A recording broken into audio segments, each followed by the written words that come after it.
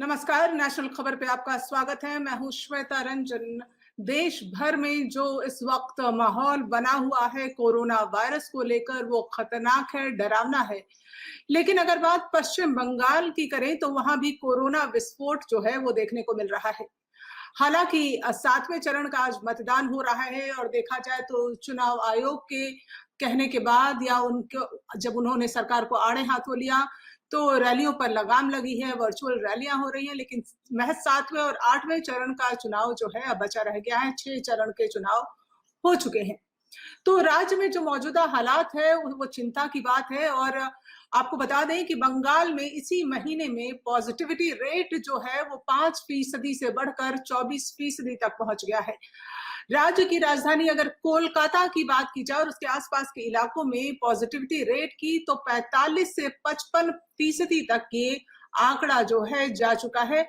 तो हालात अब देखिए बद से बदतर हो रहे हैं और इसके लिए जिम्मेदार कौन? आप अगर सोचते हैं कि कोई भी जिम्मेदार है, कोई खास पार्टी, आप लिख भेजिए। हमारे कमेंट बॉक्स में आप जरूर लिखिए, क्योंकि हम चाहते हैं कि जो जिम्मेदार है वो ये माने कि वो जिम्मेदार है। सबसे बड़ी बात तो ये है, क्योंकि कोई भी जो पार्टी है, राजनीतिक दल, वो मानने को पहली बात तो तैयार नहीं होगी कि उसके कारण ये हुआ है। लेकिन हालात जो बद से बदतर हुए हैं उसके लिए एक हद तक ये चुनावी रैलियां, सभाएं वो काफी हद तक जिम्मेदार है, जिससे कि राज्य की जो स्वास्थ्य सेवाएं हैं वो आप देखिए भरभरा कर गिरने लगी हैं, चरमराने लगी हैं। किसी को बेड नहीं मिल रहा है, ऑक्सीजन की कमी हो रही है। बात मैं सिर्फ पश्चिम बंगाल की कर रही हूँ, हालांकि लगभग इसी तरह के माहौल जो है वो हर राज्य में देखने को मिल रहे हैं। लेकिन पश्चिम बंगाल में जो आंकड़ा जितनी तेजी से ऊपर चढ़ा है उसको देखकर यही लगता है कि कहीं ना कहीं ये जो अभी चुनाव हो रहे हैं, विधानसभा चुनाव, वो जिम्मेदार है। राजनीतिक दल जो है, जो लगातार एक के बाद एक दिन में कई कई रैलियां करते रहे, वो सब जो दल हैं वो जिम्मेदार है। तो चुनाव के दौरान अब देखिए बंगाल में कोरोना के रिकॉर्ड तोड़ जो है आंकड़े या मामले सामने आ रहे हैं। कोलकाता का हाल सबसे बुरा है। यहाँ कोरोना की आरटी-पीसीआर जांच करवा रहा हर 2 में से 1 शख्स जो है वो पॉजिटिव पाया जा रहा है। हर 2 में से 1 व्यक्ति, आप समझ सकते हैं हालात कैसे हो रहे हैं। राज्य स्तर पर अगर बात करें तो 4 में से 1 शख्स जो है वो कोरोना पॉजिटिव है। यह संख्या पिछले महीने की से अगर हम इसको तुलना करें तो आप देखिए 5 गुना अधिक है। यानी सिर्फ इतने दिनों में, महज इतने दिनों में, एक महीने में जो 20 कोरोना जांचों में सिर्फ 1 शख्स की रिपोर्ट पॉजिटिव पाई जाती थी, अब हर 2 में से 1 की रिपोर्ट जो है कोलकाता में पॉजिटिव और राज्य स्तर पे 4 में से 1 व्यक्ति कोरोना संक्रमित है। और अगर देखा जाए तो अभी टाइम्स ऑफ इंडिया की रिपोर्ट भी आई है जिसमें उन्होंने कहा है कि आरटी-पीसीआर टेस्ट करने वाले लैब के एक डॉक्टर का कहना है कि कोलकाता और उसके आसपास के इलाकों की लैब जो कि कोरोना जांच कर रही हैं, उनकी जांच में 45 से 55% पॉजिटिविटी रेट जो है वो मिल रहा है। तो ये एक खतरनाक आंकड़ा है, जितनी तेजी से बढ़ रहा है ये आंकड़ा, कहीं ना कहीं आप देखिए बेधड़क जिस तरह रैलियां की गई, बिना मास्क के, बिना किसी नॉर्म्स को फॉलो किए हुए, बिना किसी प्रोटोकॉल को फॉलो किए हुए, राजनीतिक जो दल हैं, जब उनकी रैलियां हो रही थी, लोग लगातार सोशल मीडिया पे कमेंट लिख रहे थे कि आखिर मास्क कहाँ है, सोशल डिस्टेंसिंग कहाँ है, सब कुछ गुम, एक के ऊपर एक लदे लोग। और अब हालात, अब पीड़ित कौन है? आम जनता। और जनता की आप देखिए सिर्फ जनता ही नहीं, कल बाबुल सुप्रियो ने, वो पॉजिटिव निकले हैं, उनकी पत्नी पॉजिटिव निकली है। काजल सिन्हा टीएमसी के एक उम्मीदवार जो इस चुनाव में थे वो भी पॉजिटिव पाए गए और उनकी तो खैर कल वो निधन भी हो गया उनका।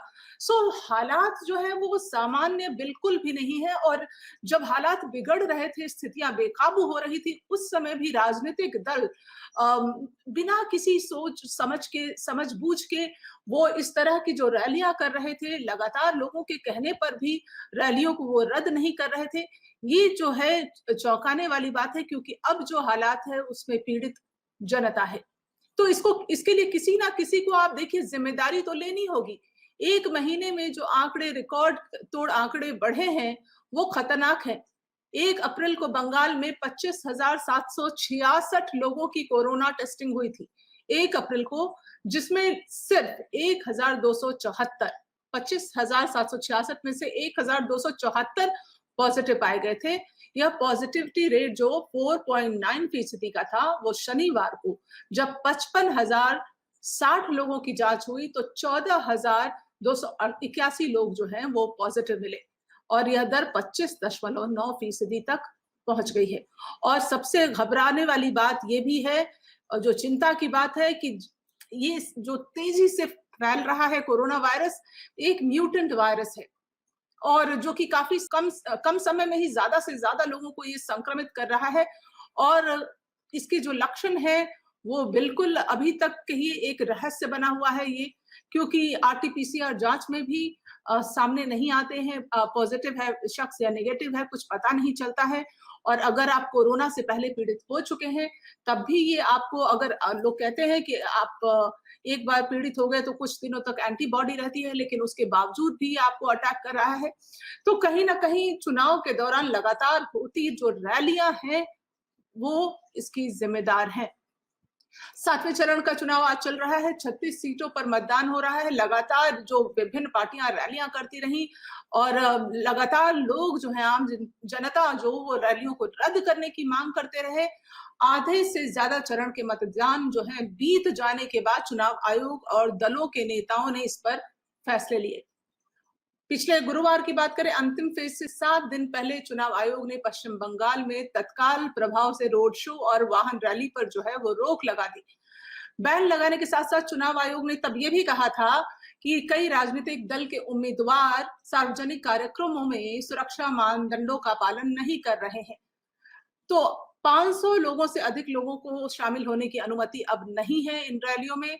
आयोग का यह फैसला तब आया जब कुछ दिन पहले कलकत्ता हाई कोर्ट ने चुनाव प्रक्रिया के दौरान कोविड-19 की जो प्रोटोकॉल है उसकी धज्जियां उड़ती देखी, तो आड़े हाथों लिया चुनाव आयोग को और तब जाकर ये फैसला लिया गया।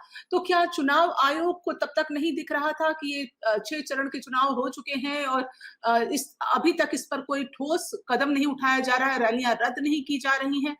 तो इस पर पहले ही एक फैसला आ जाना चाहिए था, चुनाव आयोग की तरफ से स्वयं आ जाना चाहिए था और केंद्र में बैठी सरकार भी वहां लगातार रैलियां कर रही थी। खुद प्रधानमंत्री उन रैलियों में शामिल हो रहे थे, लोग लगातार सवाल उठा रहे थे, लोग लगातार उंगलियां उठा रहे थे, लेकिन रैलियां रद्द नहीं हो रही थी। तो ये सवाल मैं आपसे पूछना चाहूंगी, आखिर बंगाल का जो फिलहाल हाल है, जो मौजूदा हालात है वहां पर, जो इतने लोग पॉजिटिव हो रहे हैं, जिस रेट से दर बढ़ा है, आप कहिए इसके लिए जिम्मेदार कौन? आप लिख सकते हैं हमारे कमेंट बॉक्स में और हमारे इस वीडियो को आप जरूर साझा करें, हमारे चैनल को लाइक और सब्सक्राइब करें ताकि हम ज्यादा से ज्यादा लोगों तक अपनी बात पहुंचा सके। इस कार्यक्रम में फिलहाल इतना ही, आप मुझे दीजिए इजाजत। नमस्कार।